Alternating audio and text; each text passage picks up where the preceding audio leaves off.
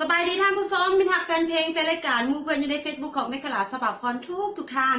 โดยเฉพาะเป็นนักล่าฝันที่เดิมพันด้วยเสียงเพลงเนาะวันนี้ค่ะพระเจ้าเมฆลาสบับพรมาในโครงการคลิปฮอตโคเวอร์เพลงฮิตเนาะซึ่งว่าโครงการนี้เขาได้รับการสนับสนุนจากนี่เลยเนาะอาหารเสริมขับไล่ไขมัน SP เนาะ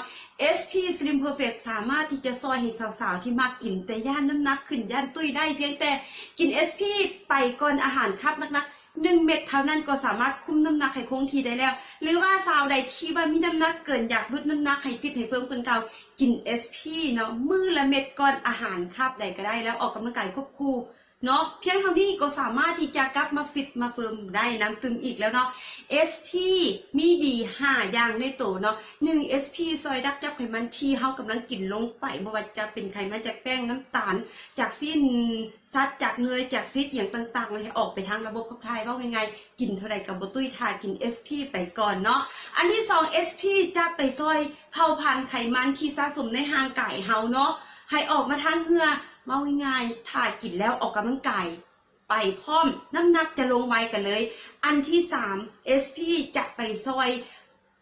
กระซับหูพางเฮาให้แน่นให้ฟิตให้เฟิร์มก่อนเก่าเนาะอันที่ 4 SP ซอยบำรุงผิวพรรณให้เนียนให้ใสเนาะบ่ให้แห้วยันว่าจังซี่ซะบ่ให้เหี่ยวแห้งอันที่5ดีเลิศเลย SP มีดีท็อกในตนเองคือมันจะไปซอยดีท็อกลำไส้ให้เฮาเลย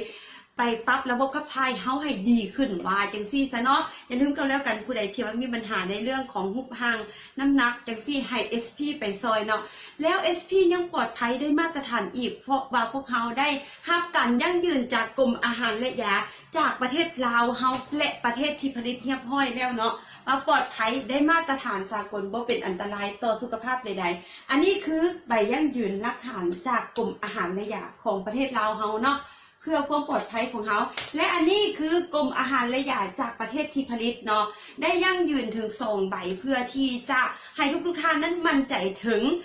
ว่าจะปลอดภัยแน่นอนถ้ากิน SP เนาะถ้าว่าผู้ใดกิน SP แล้วมีปัญหานอนบ่หลับกินข้าวบ่แซ่บโอ้ยเมื่อยวินบอกปวดหักบอกจังซี่เป็นต้นหัวใจสั้นบอกสามารถที่จะโทรหาเราได้เฮายินดีส่งเงินทานคืนเลยว่าจังซี่ซะเนาะเพียงแต่โทรมาที่เบอร์นี้เลยเนาะ03094ตัว535 WhatsApp ที่5966866เนาะพวกเขามาต่อกันเลยในโครงการคลิปฮอตโคเวอร์เพลงฮิตเนาะก่อนที่จะไปเปิดการแข่งขันในฮอบแซมซนแซมเนาะมื้อนี้เมฆลาขอประกาศผู้โชคดีหรือว่าผู้ชนะในอาทิตย์ที่4ของเดือน7หากก็ชนะไปเมื่อวานนี้เองนั่นก็คือน้องดำดวนเนาะดำดวนมื่นแสนเนาะสาวเสียงหวานหน้าตากระหวานบ่แพ้กับเสียงกันเลยเนาะได้แซ่ไปหลายคนหมู่ได้ชนะไปในอาทิตย์ที่4ของเดือน8นี่เนาะแล้วมาแข่งขันกันในรอบนี้ว่าจังซี่ซะเนาะเฮามาเปิดการแข่งขันในรอบแซมซนแซมกันเลยซึ่งว่ารอบนี้พวกเขาจะนำเอาแซมในแต่ละอาทิตย์ของเดือน8เนาะอาทิตย์ที่1ของเดือน8อาทิตย์ที่2อาทิตย์ที่3และอาทิตย์ที่4มาแข่งขันกันอีกเทื่อนึงเพื่อคัดเลือกเอา1ท่านเพื่อที่จะเข้าไปสู่รอบรองชนะเลิศเพื่อเข้าไปสู่รอบชิงชนะเลิศเนาะชิงชนะเลิศนี่ SP เฮามอบเงินรางวัลมูลค่า5 ล้านกีบเนาะนอกจากนั้นทานนั้นยังจะได้อัดซิงเกิลเป็นของตนเองนำตึมอีกเนาะอย่าลืมกันแล้วกันเนาะผู้ใดที่ว่าสนใจอยากจะเข้าร่วมกับโครงการจังซี่พวกเขาเนาะแม่ขลางหรือว่า SP เฮายังเปิดรับคลิปทุกท่านอยู่เนาะอย่าลืมกันแล้วกันตอนนี้เฮามาเปิดการแข่งขันฮอบแซมซนแซมประจำเดือน8กันเลยเนาะเฮามาเริ่มต้นกันเลยเนาะกับ A1 เนาะ A1 เป็นแซมประจำอาทิตย์ที่1ของเดือน8เนาะเป็นนุ่มเสียงนุ่มเนาะเพิ่นมาในผลงานเพลงอยากใส่คำว่าแฟนเนาะของโจโจ้นั่นก็คือนุ่มสอนไซทิพมณีจากนครหลวงเวียงจันทร์แล้วก็ติดตามมาด้วย A2 เนาะเป็นแซมในอาทิตย์ที่2ของเดือน8เนาะเป็นนุ่มที่ว่าหน้าตาดีดีกรีเป็นนักกีตาร์เท่กันเลยเนาะเป็นการทั้งห้องทั้งแบบดีกีตาร์ไปนำเนาะมาในผลงานเพลงแทงของตายเจ้าบ่แม่นอากาศเนาะนั่นก็คือนุ่มฤทธัตนูคำอุเทนทักมาลาเนาะแซมในอาทิตย์ที่2ของเดือน8เนาะ จากเมืองไซธานีนครหลวงเวียงจันทร์ไปส้มกันเลย2คลิปนี้พร้อมแล้วที่จะให้ทุกท่านให้กำลังใจให้คะแนนแชร์กันเนาะไปส้มกันเลยเจ้า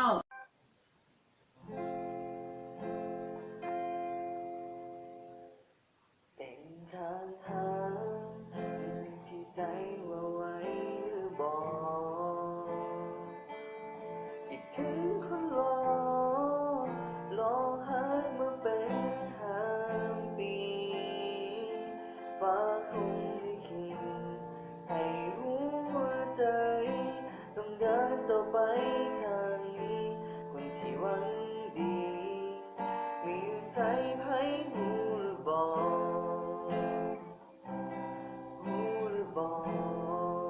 คนในคู่มันเจ็บเพียงใดคนมีหัวใจร่างกายแล้วก็วิญญาณฟ้าคงลิขิตให้พร้อมกันให้ความสัมพันธ์ห่างหัวใจบางต้องการคนมาดูแลอยากใช้คำว่าฝันมันแทนคำว่าเป็นโสดหัวใจดิ้นลองคบแล้วจะติดใจจะขอสัญญาแต่ว่าทำให้เจ้าต้องเสียใจโซเบอร์โซใจบอกว่าได้บอกคนดีโซเบอร์โซใจบอกว่าได้บอกคนดี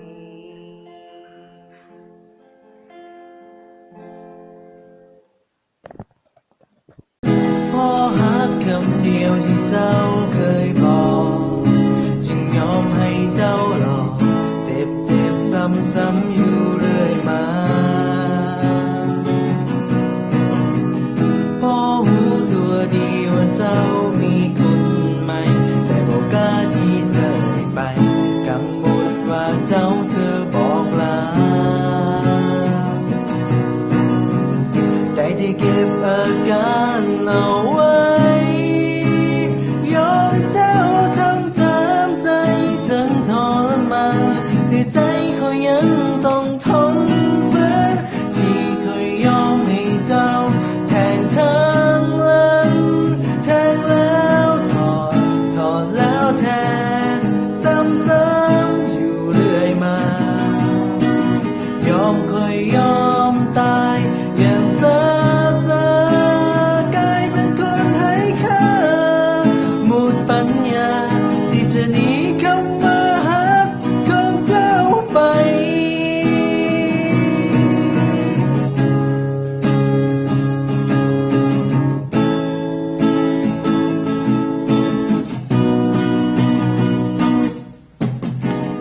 จากนี้คอยเป็นแค่เพียงของตายบ่มีความหมายใด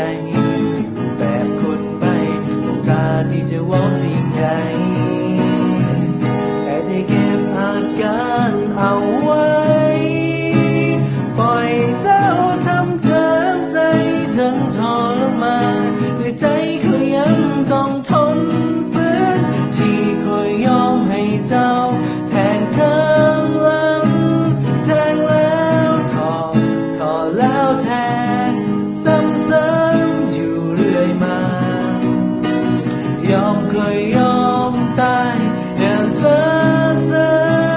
กลายเป็นคนไร้ค่าหมดปัญญาที่จะหนีคำว่าฮัก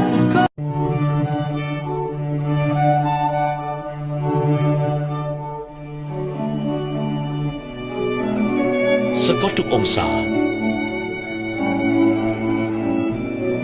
สง่าทุกกิริยา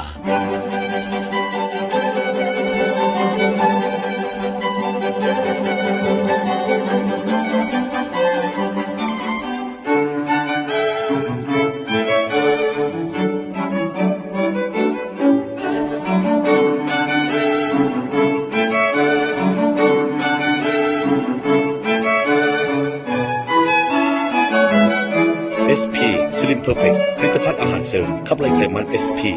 สิ่งดีๆที่มีไว้เพื่อแบ่งปันโทรสอบถามได้ที่เบอร์ 030999955 WhatsApp 02059666866 นำเข้าหรือจะจำหน่ายโดย บริษัทเมฆขลาขาออกขาเข้าเพียงผู้เดียวทั่วประเทศ พิเศษจะส่งฟรีทั่วประเทศผ่านกันไปแล้วเนาะสองหนุ่มเนาะมีความแบบว่ามีความโดดเด่นแตกต่างกันไปเนาะบ่ว่าจะเป็นหนึ่งน้องสอนสายหรือว่าน้องฤทธิ์ธนุคำเนาะผู้ใดที่ว่ามักใดหนึ่งบ่แซมประจำอาทิตย์ที่1หรือว่าสองแซมประจำอาทิตย์ที่2ของเดือน8ก็สามารถที่จะแชร์ให้คะแนนกันไปเลยเนาะง่ายๆเนาะกติกาเพียงแต่แชร์คลิปนี้ไปเนาะแล้วก็ใส่รหัสว่าใดเนาะ1 2บอกจังซี่แคปหน้าจอที่แชร์ไปแล้วโพสต์ลงกล้องคอมเมนต์เท่านี้เนาะ1แชร์1เฟซได้1คะแนนให้กับผู้เข้าแข่งขันเพื่อที่จะเข้าไปสู่รอบต่อไปว่าจังซี่ซะเนาะหรือว่าผู้ใดที่ว่าต้องการอยากจะร่วมกับโครงการดีๆจังซี่ที่สนับสนุนโดย SP Slim Perfect เนาะอาหารเสริมขับไล่ไขมัน SP ผู้ใดที่ว่ามีปัญหาในเรื่องของหุบห่างเนาะอยากกินแต่ย่านตุ้ยให้ SP ไปก่อนกิน SP ไปก่อน1เม็ดหลังจากนั้นแล้วน้ำหนักคงที่แน่นอนกินได้ตามสบายบ่ต้องห่วงเนาะหรือว่าผู้ใดที่มีน้ำหนักขึ้นเกินน้ำหนักหลายอยากจะลดน้ำหนักก็สามารถที่จะกิน SP ติดต่อกันทุกมื้อก่อนอาหารแล้วออกกำลังกายควบคู่เท่านี้ก็จะกลับมาฟิตมาเพิ่มได้น้ำตึมอีกแล้วว่าจังซี่ซะเนาะโทรหาเขาได้เลย030942535 WhatsApp ที่5966866เนาะเฮามาเริ่มต่อการแข่งขันเลยบางนึงนี่เฮาผ่านพ้นกันไปกับ2คลิป2เนาะเป็นแซมจากอาทิตย์ที่1ของเดือน8กับอาทิตย์ที่2ของเดือน8เนาะเป็นหนุ่มทั้ง2ท่านเลยบาดนี้เฮาจะได้ไม่มาพ่อกับสาว2ท่านเลยว่าจังซี่ซะเนาะมาเริ่มต้นกันเลยกับA3 เนาะเป็นแซมประจำอาทิตย์ที่3ของเดือน8เนาะเป็นสาวน้อยมหัศจรรย์เนาะมหัศจรรย์ทั้งเสียงมหัศจรรย์ทั้งลีลาการร้องเพลงเนาะเพิ่นมาในผลงานเพลงเก่าอมตะนั่นก็คือเพลงหอมกุหลาบปากเซเนาะนั่นก็คือน้องกุลานั่นเองเนาะจากแขวงบริคำไซเนาะสาวคนนี้เนาะงามทั้งหน้าตาและกระน้ำเสียงเนาะเพิ่นมาในผลงานเพลงน้ำตาไหลใส่ต้นแขของมุกดาวันเนาะนั่นก็คือน้องดำดวนหมื่นแสนนั่นเองเนาะจากเมืองโขงแขวงจำปาสักเนาะสองสาวนี่สาวใดจะได้รับแซหลายคนกันสาวใดที่จะกินอกกินใจทุกท่านเนาะไปชมพร้อมๆกันเลยเจ้าเหมือนว่าดังเป็นบุญและวาสนา ที่สวยน้ำซักพายมาปากเซพบน้องนางนาลีย้องว่ามีเสน่ห์ดังจิตใจน้ำเสและดวงดอกไม้พบกุหลาบกลิ่นหอมของเมืองปากเซอายฝ่อหลงทุ่มเทหักจนหมดใจน้องมอบใจประสานหับเอาหักอายฝากให้จงถนอมขวัญใจบ่ให้เปลี่ยนสีขอวอนฟ้าหยาดฝนสุ่มสำในเพื่อว่าสองดวงใจได้ซื่นสุขีกุหลาบเอ่ยสวยเบ่งบานในอุทยานของซีวีสมเป็นคุณลสตรีที่งามวิไลนั่งตั้งตาแลแนมเฮ็ดดอกแค่กำลังล่วงหล่นคิดทั้งเบาที่จากไปดนตั้งแต่หน้าฝนเดือน8 ปีกายเฮียนจบสั้นมออ้ายก็ไปต่อมอเศร้าสั้นปลายแล้วข่าวก็เลยเงียบหายจอจดหมายอ้ายก็บ่มี เจ้าลืมแล้วบ่คนที่ยังรอคอยอ้ายเหมือนก่อนลืมบ้านป่านาดอนที่คอยหับตอนอ้ายทุกนาทีหลงคอยให้อยู่คอยเจ้ามาคู่เก็บดอกแค่พ่วงจีเป็นอย่างน้อคือมามีจีลีหรือว่าไปได้ดีแล้วลืมสาวดงพงพนากังป่าดงดอนได้ยินเสียงกาว่าโหวอนคิดว่าอายอนคืนมาบ้านเก่ายามคิดเห็นหน้าน้องไปนึ่งทาอยู่คงแค่เคยเศร้ายังจดจือทุกถ้อยคำอ้ายเว้าว่าหักน้องจนเฒ่าสิเอาน้องเป็นเมียลมพัดวอยแนมเห็นแต่ย้อยดอกแค่ปิดปันย่านความหักนั้นกลายเป็นมันเพราะอายบ่หวั่นนำคำสัญญาไปเห็นสาวคงกลางแสงไฟหุ่นที่สุดสวยโสภาเจ้าก็ปล่อยสาวดงยืนคอยท่าคอยหลังน้ำตาอยู่ใต้ต้นดอกแค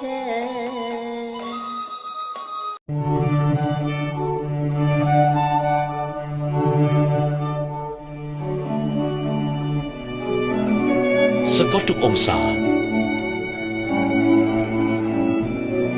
สง่าทุกกิริยา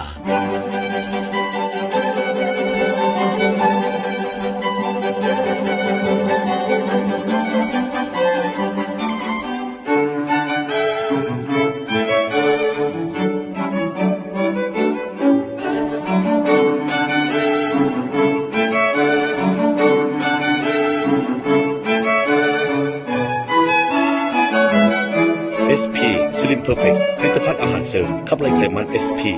สิ่งดีๆที่มีไว้เพื่อแบ่งปันโทรสอบถามได้ที่เบอร์ 030999535 WhatsApp 02059666866 นำเข้าหรือจะจำหน่ายโดยบริษัทเมฆขลาขาออกขาเข้าเพียงผู้เดียวทั่วประเทศพิเศษจะส่งฟรีทั่วประเทศไปแล้วเนาะกับ4คลิป4แซมที่เอามาแข่งขันกันเพื่อที่จะคัดเลือกเอา1ท่านเท่านั้นที่จะเป็นแซมประจำเดือน8เข้าไปสู่รอบต่อไปว่าจังซี่ซะเนาะเพื่อสิ่งรางวัลเงินสด5 ล้านกีบพร้อมกับได้อัดแผ่นอัดซิงเกิลเป็นของตนเองเนาะอย่าลืมกันแล้วกันมากใดเนาะเสียผู้ใดอยู่เสียผู้บ่าว2บ่าวล่ะหรือว่าเสียสาว2สาวนี่สาวน้อยหรือสาวใหญ่เนาะอย่าลืมให้คะแนนกันไปเลยเพียงแต่ทานนั้นแชร์คลิปนี้ไปเนาะแล้วให้รหัสเนาะ A1 หรือ A2 A3 A4 เนาะแล้วแคปหน้าจอที่แชร์ไปโพสต์ลงกล้องคอมเมนต์เท่านี้เนาะ1แชร์คือ1คะแนนให้กับผู้เข้าแข่งขันเพื่อที่จะเข้าไปสู่รอบต่อไปแต่ว่า1ไลค์คือ1กำลังใจให้กับพวกกันคลิปฮอตคอเวอร์เพลงฮิตของพวกเขาแล้วผู้ใดที่ว่าต้องการอยากจะเข้าร่วมกับโครงการนี้ง่ายๆเลยเนาะเพียงแต่ทานนั่นอัดคลิปความยาวบ่เกิน2นาทีเพลงที่จะเอามาคอเวอร์ต้องเป็นเพลงลาวเท่านั้นแล้วห้ามแต่งตัวโป้ห้ามเต้นอนาจารแล้วส่งมาที่ Facebook ของเมฆลาสวาพรได้เลยและผู้ที่จะห้องเพลง cover มาหันต้องบ่เคยอัดแผ่นเสียงมาก่อนเนาะเพราะว่าโครงการดีๆจังซี่เฮาเปิดโอกาสให้กับผู้ที่ว่ามาคักในการห้องเพลงแต่บ่มีโอกาสในการที่จะได้มาเป็นศิลปินได้มาอัด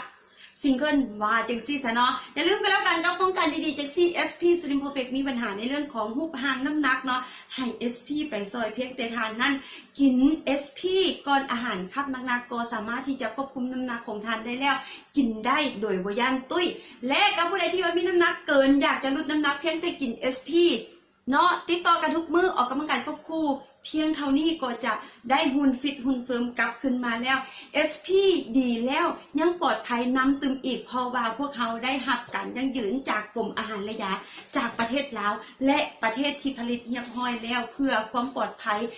ให้กับทุกท่านเนาะอันนี้แมนใบยั่งยืนจากกรมอาหารและยาของประเทศลาวเฮาและอันนี้แมนใบยั่งยืนจากกรมอาหารและยาจากประเทศที่ผลิตเนาะเพื่อยั่งยืนถึงคุณภาพว่าได้มาตรฐานสากลอย่างแน่นอนเราอย่าลืมกันแล้วกัน โทรมาหาพวกเขาที่030945535แล้วอย่าลืมกดติดตามอยู่ Facebook ของเมฆลาสบาพรเด้อและอย่าลืมเบิ่งท้ายคลิปเนาะว่าอาทิตย์หน้าเนาะ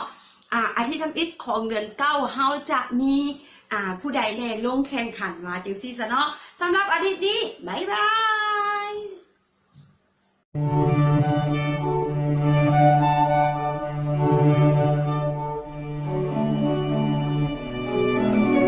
สกอตทุกองศาสง่าทุกกิริยา